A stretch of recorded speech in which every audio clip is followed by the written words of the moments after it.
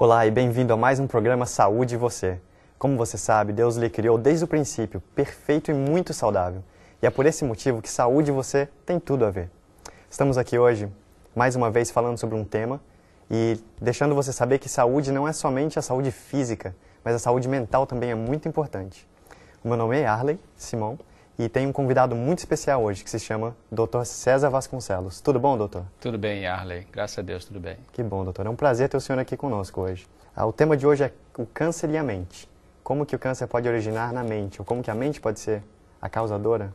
Influenciadora, do câncer. Isso. E a nossa primeira pergunta para você hoje, doutor, é: existe alguma base científica para acreditarmos que emoções positivas ou até negativas têm efeitos fisiológicos?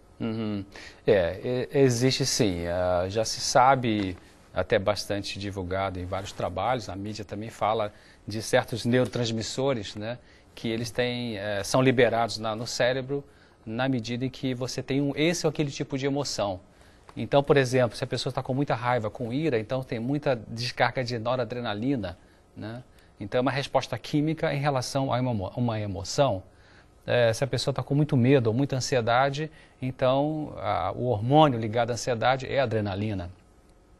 E também se a pessoa fica com tristeza e fica caminhando por uma depressão, ela certamente está com uma baixa do neurotransmissor chamado serotonina, que vai caindo nos terminais nervosos cerebrais, nos neurônios, então tem essa conexão, baixa de serotonina com a emoção tristeza. Também emoções positivas, como você falou, né? A acetilcolina fora do cérebro, ela está aumentada quando a pessoa está bem e ela tem força muscular por causa disso. As endorfinas, que são outras substâncias poderosas para resistência à dor e sentir bem-estar. E como já falei, a serotonina está baixa na depressão, mas quando a serotonina aumenta, a pessoa está alegre, ela tem um aumento da serotonina no cérebro. Parece que tem uma experiência que o senhor estava falando, feita com o Dr. McClellan, da Harvard University. Você poderia falar um pouquinho sobre esse assunto? Essa experiência é bem interessante, viu, Arley? Dr. McClellan, Dave McClellan, da Universidade de Harvard, o que ele fez? Ele pegou um grupo de estudantes, 100 estudantes da universidade, e colocou numa sala para assistir um vídeo sobre a Madre Teresa de Calcutá. Então, o vídeo mostrava as ações da Madre ali naquelas coisas maravilhosas que ela fazia, né, de ajudar as pessoas pobres e tal.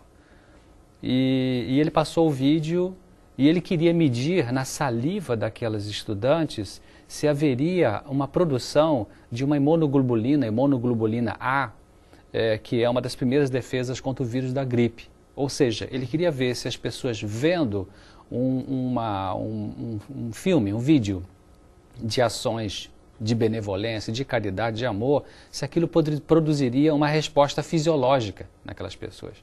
E o que aconteceu? Ao final do vídeo, ele perguntou aos estudantes, né, quem gostou, quem não gostou, e 50% dos estudantes gostou de ver aquilo. E 50% achou, não, isso aí não me tocou, isso aí não me tocou. Mas quando ele mediu a imunoglobulina na saliva, 100% dos alunos tiveram a produção da imunoglobulina A. Então o Dr. McClellan ficou pensando, uau, isso diz alguma coisa. Ou seja, ele chegou a várias conclusões e uma delas é de que quando você está em contato com alguma coisa boa, alguma coisa que você medita que é boa, que você vê que é boa, né, e aquilo toca no seu coração, se você acredita muito ou não acredita muito, mas aquilo vai ter uma influência, né? Nos alunos que gostaram, a influência foi direta, eles gostaram e a resposta neurobioquímica foi de aumento dessa imunoglobulina. Mas aqueles que não se interessaram muito, também houve uma resposta. Então você vê que há uma influência na nossa mente, do que a gente vê, do que a gente pensa, que é consciente ou é inconsciente. Então é uma experiência bastante interessante para mostrar como que a mente está em contato com o corpo e vice-versa. Que interessante. Interessante para a gente ver também que é importante o que a gente põe nas nossas entradas, né? No nosso ouvido, que tipo de música escutamos, ou que a gente vê pela televisão, ou até mesmo que a gente lê numa revista ou livro. Exatamente. Interessante. A gente por isso que é importante a gente ter assim, essa selecionar, né? O que você vai colocar na tua cabeça. Exatamente isso, é muito importante, porque coisas que não são saudáveis, elas com certeza vão destruir você. Doutor, voltando ao assunto do câncer um pouquinho, o câncer é uma doença única? Como que o senhor vê o câncer de um aspecto psiquiátrico e também de um aspecto psicológico? Ok, é uma boa pergunta. Realmente, a gente sabe que a mente e o corpo trabalham juntos, né? Não há uma doença que é só do corpo, uma doença que é só da mente. Há doenças que são predominantemente de uma dessas duas partes, né? E também colocando a parte espiritual. Mas o câncer não é apenas uma doença, né, causada por um vírus ou uma coisa assim. O câncer, eu entendo que são várias doenças interrelacionadas. Quer dizer, o câncer é uma indicação de que existe alguma coisa na vida, alguma coisa errada na vida da pessoa, que ela precisa mudar. Quer dizer, alguma coisa que não está funcionando bem, né? Quer dizer, o câncer eu diria assim que é o resultado de um último esforço do organismo contra a morte. Quer dizer, é interessante, né? As pessoas pensam assim, mas câncer não é uma doença? Como é que é a tentativa de não morrer? A doença, qualquer doença, ela é como uma moeda, tem duas faces. A doença é, ao mesmo tempo, a defesa, é o corpo tentando mostrar que está reagindo contra aquilo que está perturbando, e é a demonstração de que está falindo, está ficando ruim. Então, o câncer é um resultado, o câncer, vamos dizer assim, é a linha final, é quando o corpo e a mente já não conseguem mais reagir aos maus tratos que a pessoa está fazendo com ela mesma, então começa a aparecer uma patologia, uma doença grave, câncer, né? Então o senhor diria que o câncer é como se fosse um alarme, dizendo ao corpo, olha, acorde, tem algo passando de errado. Isso, exatamente, exatamente. Igual quando você está dirigindo o teu carro na estrada e vamos supor que está vazando óleo ou você esqueceu de completar o óleo, sei lá, e tá com problema no óleo. E aí acende a luz vermelha no painel do carro, não é? Não é isso que acontece? Então, aí a luz vermelha é o problema central? Não é o problema central. A luz vermelha é a indicação de que alguma coisa lá no motor do carro está acontecendo. Então você tem que fazer o quê? Parar o carro e dar uma olhada. Verificar. O câncer pode ser entendido do ponto de vista psicológico como sendo a luz vermelha que acende. Uau, o que está acontecendo? Estou com câncer? O que eu tenho que mudar na minha vida? Quer dizer, o câncer, ele é um alarme, como você disse, ele é uma manifestação de que alguma coisa não está bem e eu preciso parar na minha vida para ver que luz vermelha é essa. Isso é legal. Importante. E existem semelhanças de personalidade entre indivíduos diferentes com câncer? Existe sim. Quer dizer, é importante dizer também que o câncer, tem pessoas que parece que têm uma predisposição herdada, né? Tem pessoas que talvez tenham alguma fragilidade no seu corpo, no seu sistema imune, na capacidade do sistema imune funcionar, e que por isso elas, diante de alguns eventos estressores da vida, uma má alimentação, falta de exercício, muito estresse, muita gordura na dieta, radicais livres, então ela é como se fosse os trigger points, quer dizer, como se fossem os pontos de disparar aquela patologia que é o câncer. Do ponto de vista, como você perguntou, da estrutura de personalidade, realmente, existem pessoas que parece que elas têm uma postura mental, psicológica, comportamental que poderia favorecer para o desenvolvimento do câncer, né? E existe um pesquisador que ele trabalhou assim, um psicoterapeuta, trabalhou mais de 20 anos só com counseling, com aconselhamento com pacientes terminais, pacientes com câncer, né? Dr. Lawrence Lee-Chan. E eu li uns 2 livros dele que eu achei bem interessantes, O Câncer com Ponto de Mutação e o outro chama-se Brigando pela Vida, né? Então ele disse que ele examinou, um dos estudos que ele fez, ele estudou 152 pessoas e ele viu que essas pessoas tinham coisas em comum, pessoas que tinham câncer, né? Todas elas tinham uma perda da razão para viver e a incapacidade de estabelecer novos relacionamentos. Ela tinha dificuldade de criar um novo relacionamento, né? Talvez ela tenha tentado restabelecer algum relacionamento substituto, mas falhou, ela não conseguiu. Sabe, quando você sente que precisa fazer uma amizade, e aí você tenta, mas não consegue, Então, alguma coisa atrapalha você de fazer. Então, essa característica, não conseguir fazer um bom relacionamento afetivo, está presente em 72% daqueles pacientes que ele estudou que tinham câncer, né? Um segundo ponto é a capacidade de demonstrar hostilidade em defesa própria. Sabe quando uma pessoa machuca você e aí você não sabe se defender?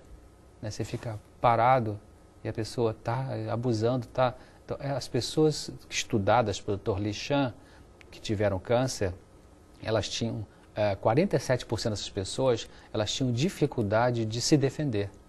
Não sabiam se defender. Né? Então as pessoas atacavam e elas ficavam ali, vamos dizer assim, inertes, né? Um terceiro aspecto, elas tinham muita tensão mental, muito sofrimento por causa da morte de um dos pais. 38% das pessoas com câncer, elas sofreram muito, mais do que a média das pessoas pela morte de um dos pais.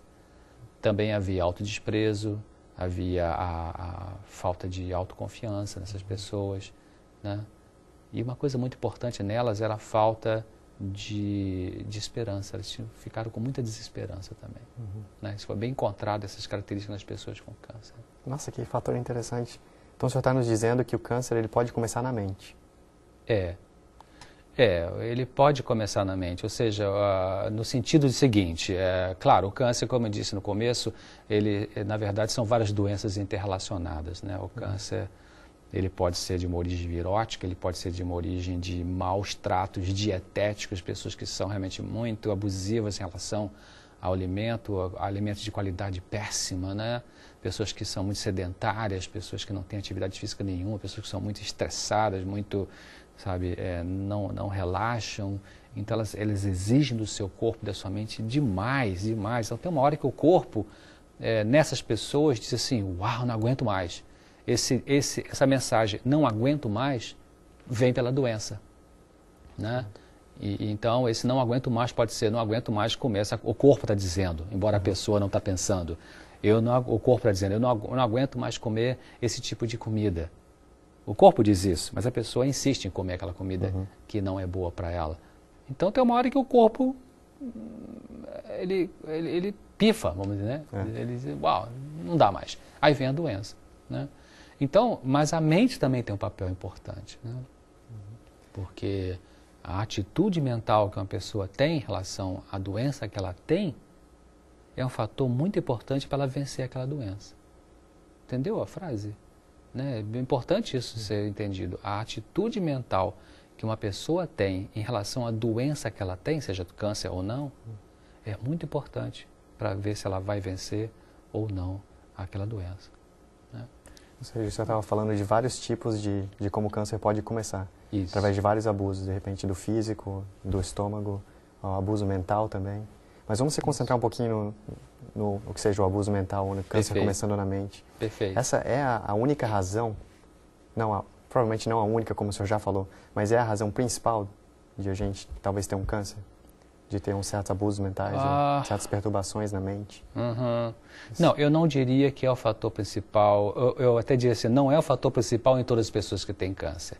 Ou dizendo essa frase de uma outra forma, as pessoas que têm câncer, dentre as pessoas que têm câncer, algumas delas, elas vão ter o fator mental como sendo talvez o mais importante para a facilitação de ter um câncer. Mas tem pessoas que são, vamos dizer assim, fortes mentalmente falando, tem pessoas que não têm aquelas características que eu citei, né, que conseguem se defender, que conseguem expressar a sua emoção, mas vão ter câncer. Aí o câncer já é mais predominantemente ligado a outros fatores que não os fatores mentais. Então, no caso, pode ser uma péssima dieta e, como eu já falei, outras atitudes relacionadas com o corpo físico, né? Então, realmente, o fator mental não é o mais importante em todos os tipos de câncer, mas em alguns eu acho que com certeza é. O senhor poderia dizer um pouquinho mais para a gente de como o câncer poderia começar na mente? Ou através da mente?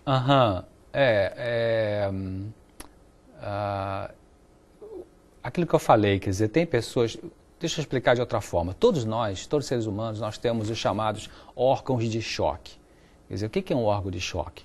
Órgão de choque é aquela parte do nosso corpo aonde as tensões emocionais se concentram. O nosso corpo ele sempre tenta ajudar a mente.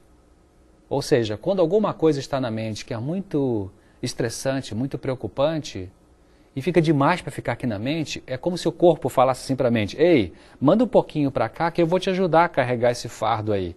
Aí o corpo absorve parte da tensão que é da mente. Seja um conflito conjugal, seja uma tensão no trabalho, seja uma frustração com o filho que está usando maconha, seja uma separação, um divórcio, seja o que for que esteja causando um transtorno emocional. Quando fica demais, o corpo então diz, manda para cá. E quando a mente manda para cá, o corpo vai sofrer. Qual é a parte do corpo que mais sofre quando a mente manda isso para cá? É aquilo que se chama o órgão de choque. Então, para você, o órgão de choque pode ser o estômago. Então você vai ter queimação no estômago, vai ter má digestão, vai ter sensação de plenitude pós-prandial, que a gente chama, uma sensação de que está comendo um boi, como se diz, após o almoço, né?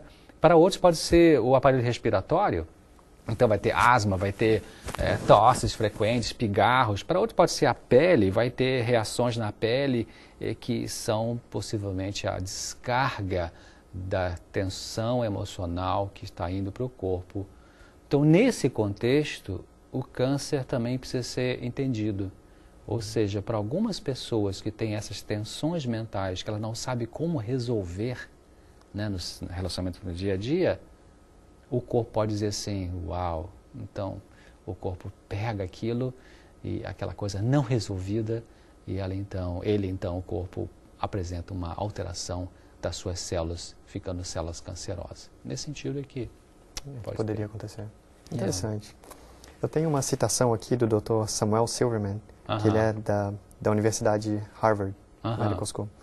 E deixa eu ler para vocês, é bem interessante. Se houver uma tendência latente para desenvolver um câncer, a incapacidade para expressar seus sentimentos irá atingir o corpo em algum ponto vulnerável, como o senhor estava falando. E com essa citação vem uma perguntinha. Que tipo de incapacidade de expressão atacam o corpo?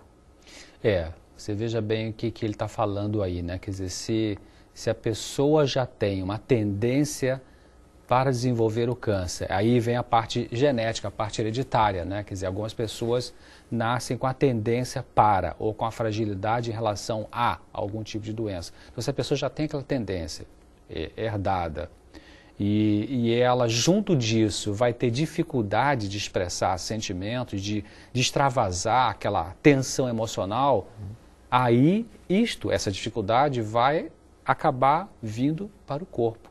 E vai atingir o corpo naquela parte que o corpo é mais vulnerável. Se aquela pessoa ela é mais vulnerável para desenvolver o câncer, então ela vai ter o câncer. Por quê? Porque a mente estava esgotada e não conseguia resolver seus problemas, então o câncer seria uma expressão da dificuldade da resolução dessa dor emocional. Nesse sentido, é onde eu digo que o câncer tem uma influência, a mente tem uma influência grande na produção de um câncer. Né? Muito interessante. O que pode ajudar uma pessoa a evitar o câncer, de um ponto de vista emocional? Ou o que pode fazer alguém que já está com câncer? Então é isso, quer dizer, se a pessoa já tem um câncer, se ela já desenvolveu essa doença tão infeliz, né, vamos dizer assim, ou se ela não quer desenvolver, claro, além a coisa básica é ter os cuidados físicos apropriados, né? Então, usar uma alimentação natural significa vegetariana, né?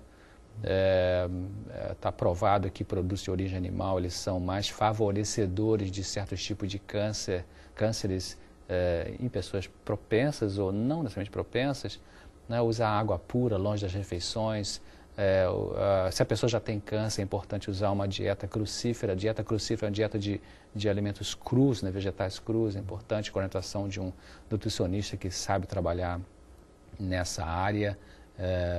Enfim, fazer exercícios físicos. Então, esse cuidado básico físico ele é fundamental. Do ponto de vista mental, é importante a pessoa pensar, ela tem um sentido para a vida maior do que o desejo da cura física. Isso é bem importante, viu, Arley? Tem pessoas que elas querem ter a cura física e nada mais. né? Até oro, Deus, tira esse câncer de mim, mas não quer mudar nada da vida. A forma de se relacionar, né? As atitudes egocêntricas e apego ao dinheiro. Então não adianta. A verdade é que cura. A verdade Deus coloca no nosso corpo, na nossa mente. As nossas células, elas funcionam melhor na verdade. Né? Então é importante a pessoa desenvolver na sua mente, pedir a Deus que ajude a desenvolver um sentido para a vida maior do que o desejo da cura física só. Né? Tem gente que quer ter a cura física para poder ficar forte e ganhar dinheiro. Então, não é por aí, né? Qual a melhor maneira de ser útil com os talentos que a pessoa tem? Isso é importante também. Quer dizer, como que eu posso ser útil? Né? Isso é muito ajudador da fortalecimento do sistema imune de uma pessoa. Né? Quando você trabalha com o teu coração, você trabalha com amor, então isso fortalece as nossas defesas físicas contra câncer e outras doenças. Né?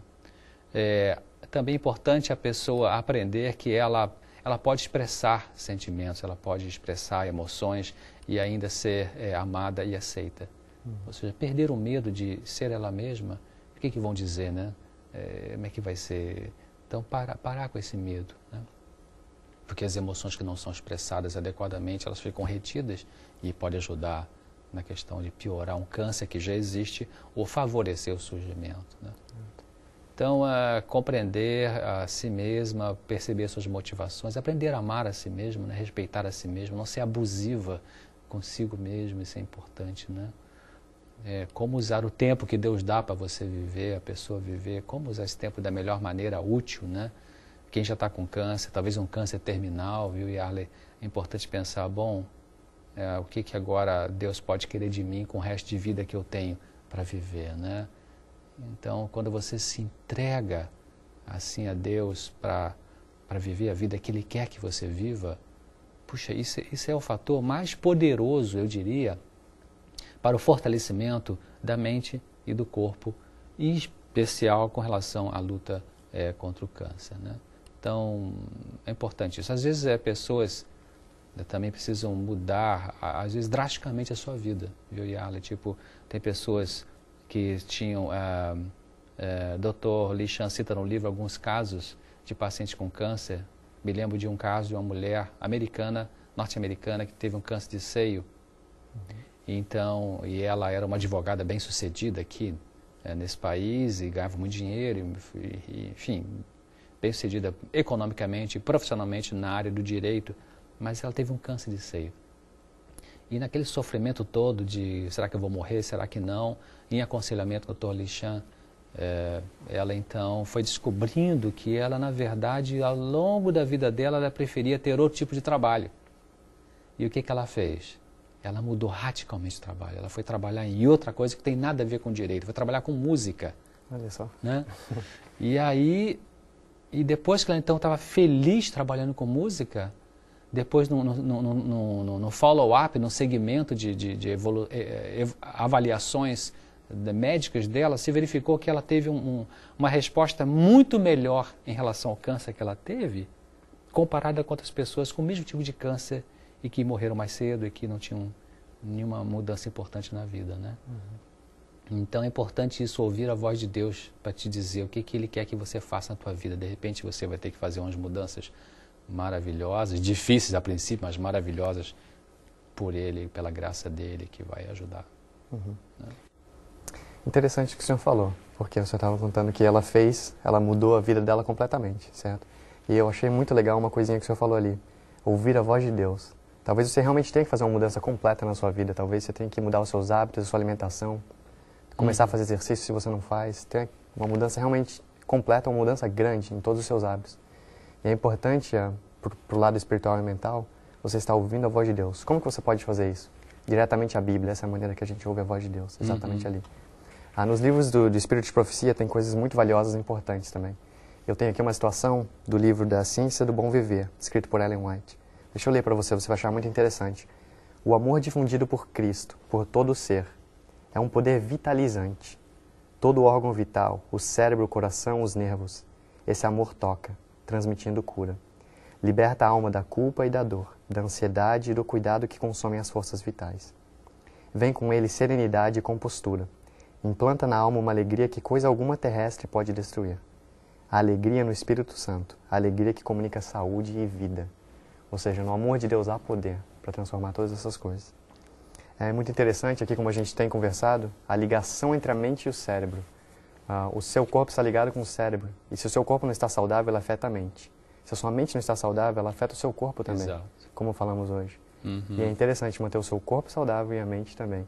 Como o doutor falou, só relembrando rapidinho, o corpo, através do exercício físico, da água, do descanso, da luz solar, uma boa alimentação e outros fatores também. E a mente, através da confiança em Deus, da leitura da palavra de Deus, realmente descobrindo esses princípios bíblicos, que são mistérios e coisas preciosas que Deus pôs ali na Bíblia pra gente. Então, por que não descobrir? Por que não realmente tratar a sua mente bem com a palavra de Deus? Doutor, o nosso tempo está se acabando, mas muito obrigado pelas suas informações que o senhor nos deu. Ok, de nada, Yarley. Foi um prazer ter estado aqui com você desse programa. Muito obrigado. Que bom, o prazer é todo nosso, doutor. E espero ver você a próxima vez. Fique ligado, porque o próximo tópico vai ser tão interessante quanto esse. E espero ver você lá, neste programa que se chama Saúde e Você. Que Deus lhe abençoe e até mais.